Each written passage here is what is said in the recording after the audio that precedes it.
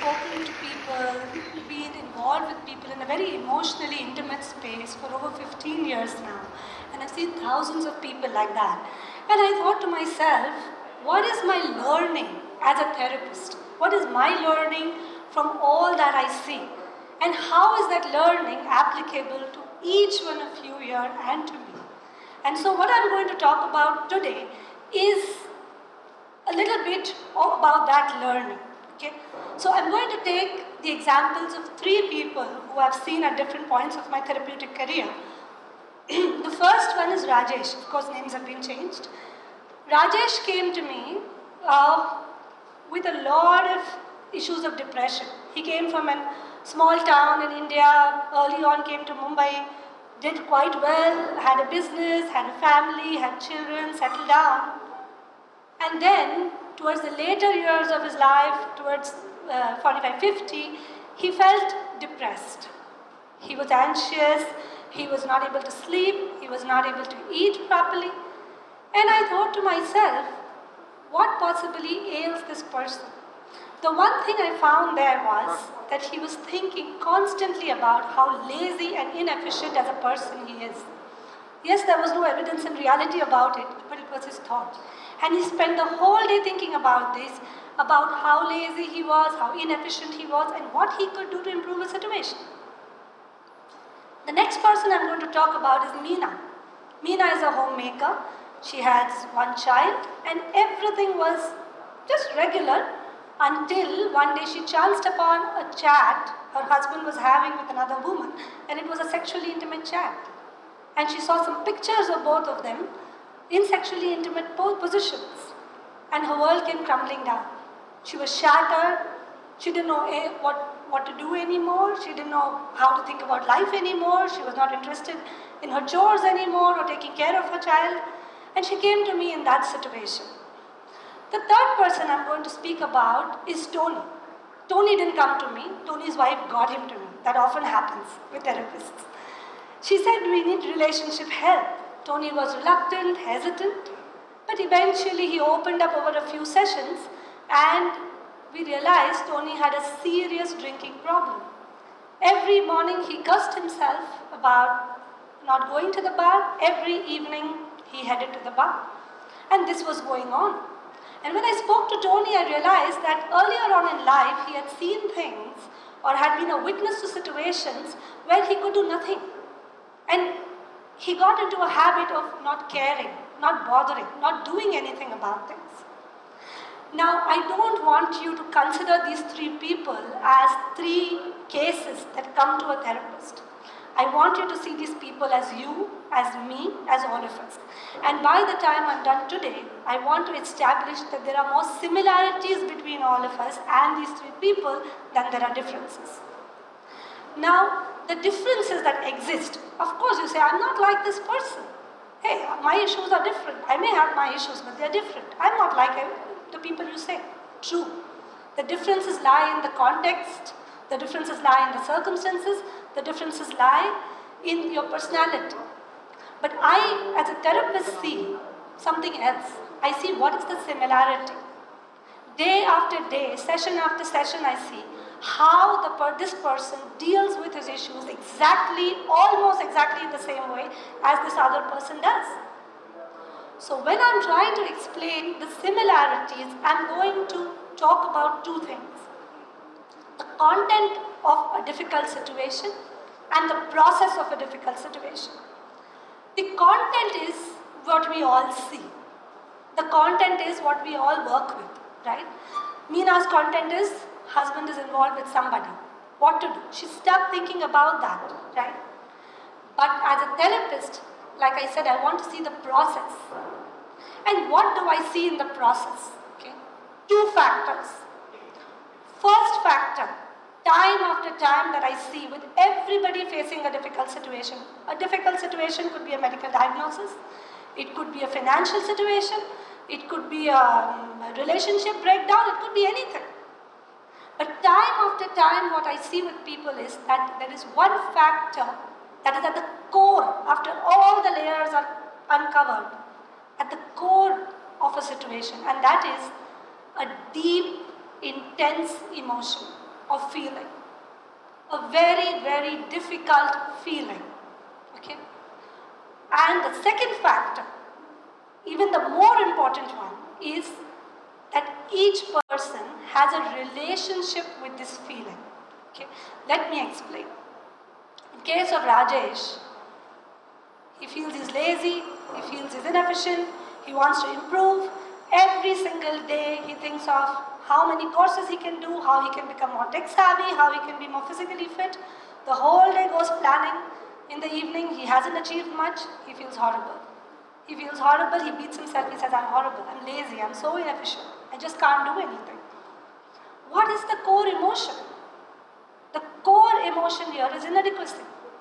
He feels inadequate, right? What does Mina feel? Maybe a deep sense of despair, maybe unworthiness, right? What does Tony feel? He's been seeing situations after situations, feeling powerless, feeling helpless. He's decided to avoid, not to care, to go get drunk, to not watch the situation anymore. You see, each person is feeling an intense, deep feeling or emotion at the core of it and has developed a relationship. And the relationship with this emotion is that of resistance, rejection, and aversion. I'm feeling this way, I don't want to feel this way. I'm feeling horrible, I don't want to feel horrible. I'm feeling inadequate, I don't want to feel adequate. So what do? I don't want to feel inadequate. I start working, thinking how to resolve the problem. Now I am talking about issues, not when we work with them and they get resolved. I'm not talking about those issues. I'm talking about issues that we continuously try to work with, but they don't get resolved. Or we avoid, or we deny. Binge eating is such a problem. Trying to lose weight, not happening. What is it that you cannot contain? You probably cannot contain the feeling of being ugly, right? What is it that is at the core? I feel ugly, I don't want to feel ugly. Okay. Now, nothing is wrong with this kind of a relationship with your emotion, it's fine. But because the brain is wired to behave this way, okay? Neurologically, we are wired to avoid anything that is distressful.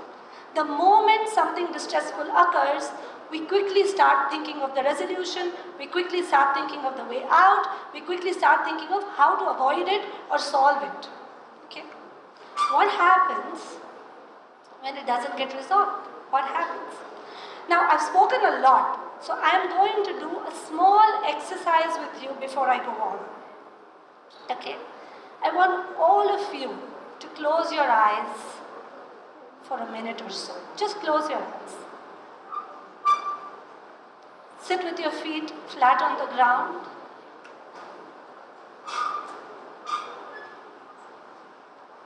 And slowly come into the awareness of how you are feeling right now.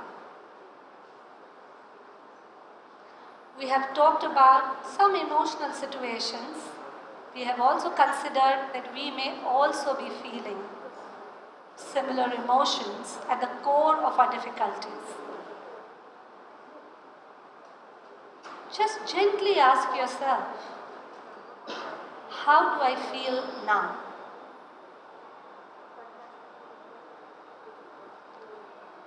Don't pressure yourself to come up with a feeling. Whatever you feel is fine at this moment. Maybe you feel calm. Maybe you feel restless. Maybe you feel, what is she talking about? You feel angsty. How are you not supposed to solve your problems? Maybe you feel relieved. Okay, all of us are doing the same thing. I'm not the only one. It could be anything. Just stay with the feeling. Simply be there with the feeling. This is how it is.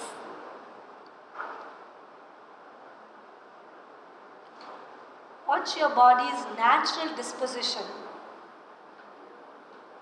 Maybe you are getting distracted. Maybe you find it difficult to keep your eyes closed. It could be just anything. Take a little bit time more to just pause and watch. How are you feeling at this moment?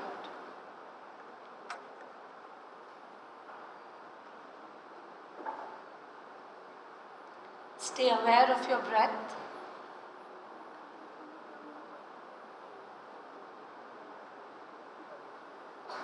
And if you're aware of a feeling, maybe you can even breathe into it.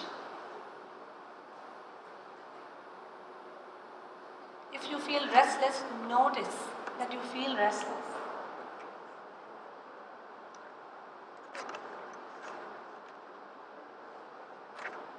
Simply know that you breathe and your body breathes while it feels.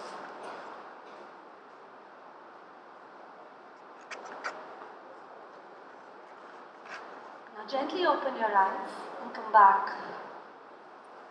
Welcome back.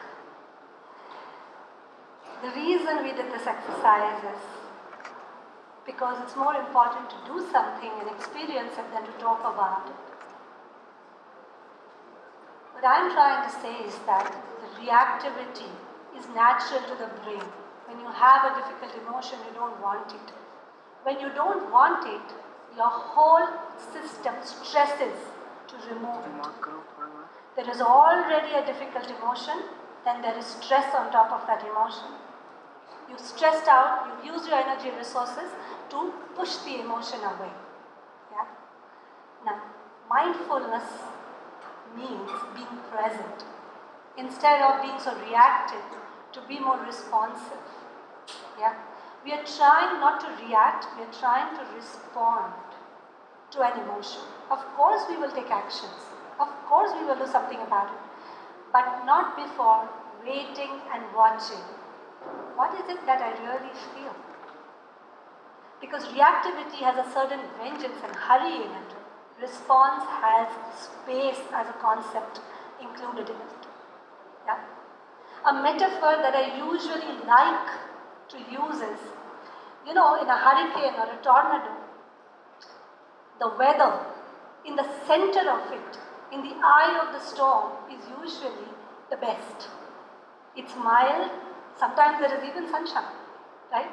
You would not expect that, right? In a storm, in the middle of a storm. Emotions are somewhat like this. If you're caught up in them, they whirl you around, they throw you around. But when you pause and when you center in an emotion, you're walking into the eye of the storm. You're walking right in. And you're pledging to yourself, hey, I'm going to look first at what's happening to me. Right?